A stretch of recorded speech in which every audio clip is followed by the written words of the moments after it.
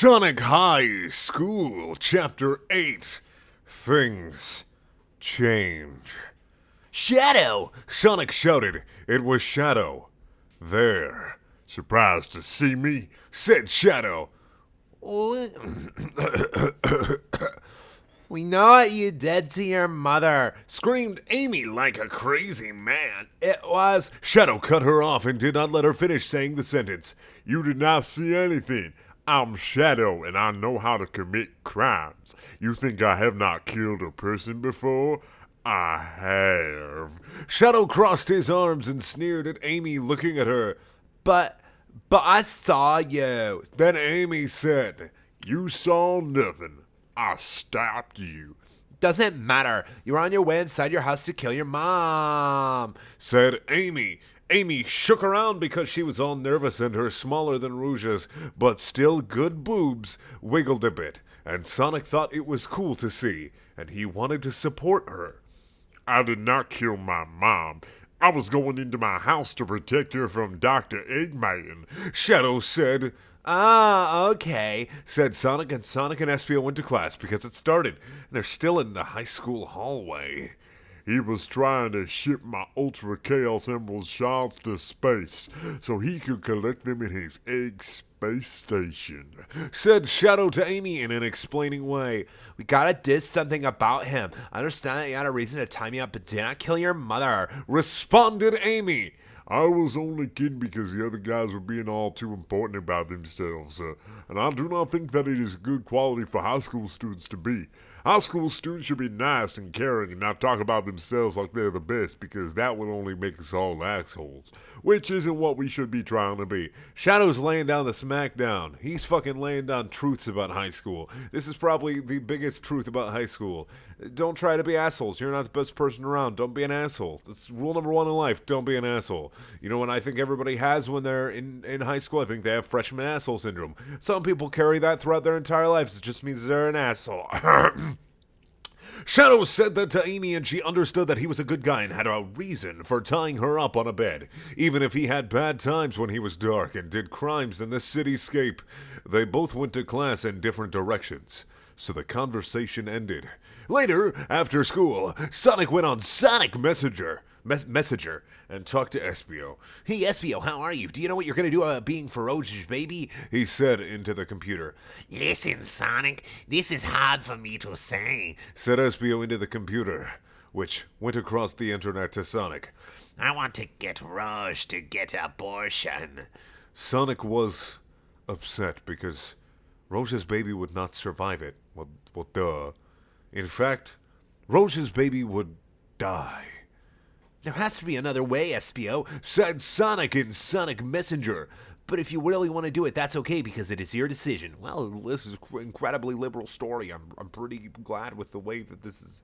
I mean, it's not really Espio's decision. It's Rouge's decision because Rouge is the girl. But, you know, the story's laying down some hard truths. I'm glad I'm reading it. I guess it's going to probably take a more serious turn. It's probably going to be more dramatic. Good, because I want you to help me. I'm going to go to Rose tomorrow at school and slip her the abortion. Okay. And slip her the abortion pill in one of her meals. You will help me by distracting her from me. And by abortion pill, he means just a straight pill of lead. Because, no, you... I'm just gonna keep reading. Said Espio then. Okay, see you then, said Sonic. The next day happened and Sonic was at lunch. I won the science competition, but you didn't come, Sonic, said Tails in a sad, mad way. I wanted to come because I'm such good friends with you, but you did not. But I won anyway without you. Tails was mad at Sonic, which did not usually happen because they were the best friends. Wow, sorry, Tails. I was so busy and I did not know, said Sonic, trying to make Tails happy again. Kiss my ass, Dick, screamed Tails to Sonic and flew out of the room with his flying tails. This is awful, said Sonic. He is my best friend. Sonic knew this was a big problem, but changed his mind to thinking about Rugi and Espio, and then went over to where Rugi was going to get the abortion pill from Espio. Vector was there too, which was weird because he usually was not. Okay, Espio, are you ready? Said Espio says Sonic only to Espio. Espio shook his head. Yes. Hey, Rouge.